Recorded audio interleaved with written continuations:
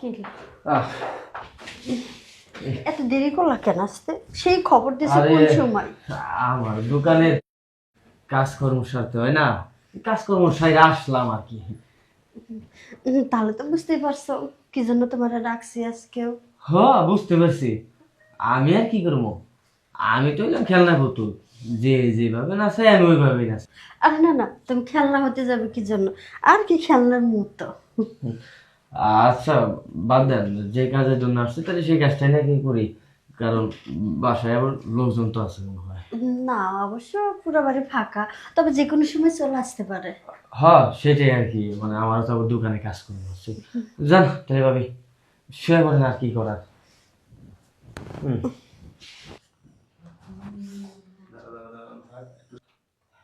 দিদিমা,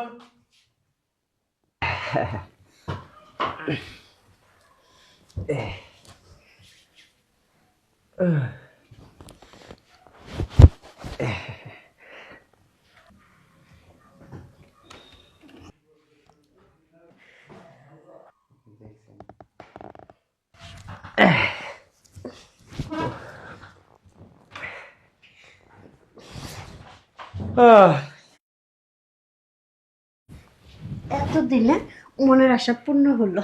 যাক, আপনার মনের আসলে পূর্ণ করতে পারছি, এতেই আমি অনেক জন্য নিজেরই মনে করি। তাইলে ভাবি, আমি আর দেরি করতে চাই না, আমার আবার দোকানে কাস্টমার টাস্টমার আর এসে হ্যাঁ বসে। শোনো, যখনই ডাকবো তখনই চলে আসো।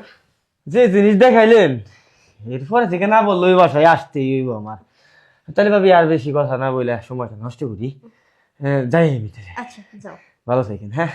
আর দোকানে আইসেন মাঝে মধ্যে চা বিস্কিট খেয়ে যান। অবশ্যই যাবো। তাইলে আসি। আচ্ছা, তোমার দোকানে আর চা বিস্কিট কি খাইতে যাবো? যে মজা তোমার দিছি না, এখন তুমি আসবে আমার দোকানে চা খাইতে, তাও আবার দুধ চা।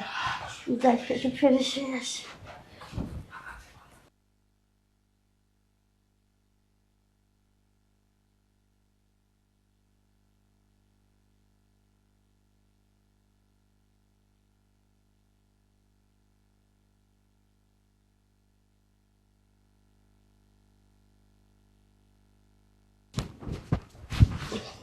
দিদিমণি, হ্যাঁ, কিছু বলবেন?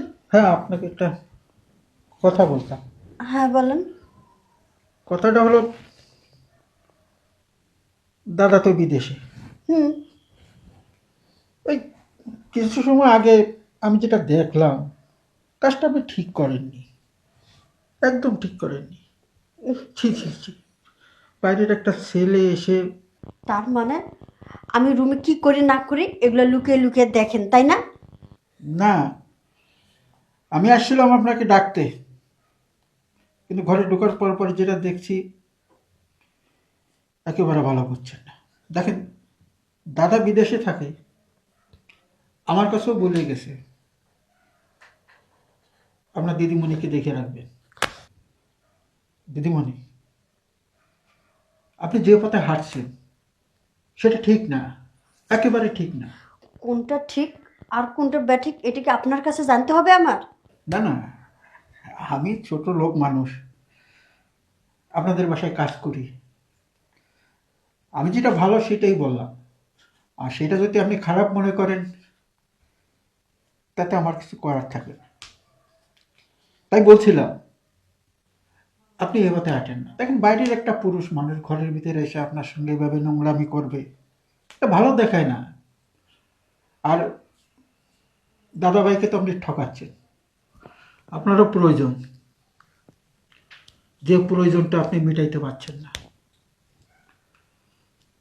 তাই বলে এটা তো ভালো দেখায় না, এটা তো পাপ। এই পাপ কাজটা না করলে হয় না, মানুষ চেষ্টা করলে সবই হয়। দিদিমণি, আপনি সব কিছু জেনেই তো দাদাকে বিদেশে পাঠিয়েছেন, তারপরে আপনি এগুলো করছেন কেন? আসলে আপনার কথা শোনা আজ আমার চোখটা খুলে গেল। আমি আসলে অন্যায় কাজই করে ফেলছি। এতদিন আমি যেটা করছি আবেগে করছি, বিবেকে করে নাই। দিদিমণি, আপনাকে একটা কথা বলি। দেখেন, দীর্ঘদিন ধরে আপনার বাড়িতে আমি কাজ করছি, আমি হিন্দু আছি, আর এখানে কে হিন্দু কে মুসলমান, আমি জাতভাত দেখি না। যেটা অন্যায় সেটা অন্যায়, আর অন্যায়কে প্রশ্রয় দেওয়াটাই ঠিক না। তাই আমি বলছিলাম দিদিমণি, আপনি যেটা করতেছেন সেটা একেবারে অন্যায়। দেখেন, আমি আপনার বাড়ির কাজের মানুষ, আমার এগুলা বলা উচিত না। তাই ছোট মুখে একটা কথাই বললাম, আপনি এই পথ থেকে সরে যান, ভালো পথে আসুন। আমার ভুলটা আমি বুঝতে পারছি, আমি অনেক বড় একটা অন্যায় করে ফেলছি। আপনার কাছে আমি হাত জোর করে মাপ চাইতেছি। এই ঘটনা যেন আপনার সাহেব না জানে। আপনার সাহেব যদি এই ঘটনাটা জানে তাহলে আমার সংসারটা তছনছ হয়ে যাবে। আর তাছাড়া বুঝতেই তো পারতেছেন, 5টা বছর ধরে ও বাইরে রয়েছে, নিজেকে আর ধরে রাখতে পারেনি। তাই এরকম একটা খারাপ কাজে লিপ্ত হয়ে গেছিলাম।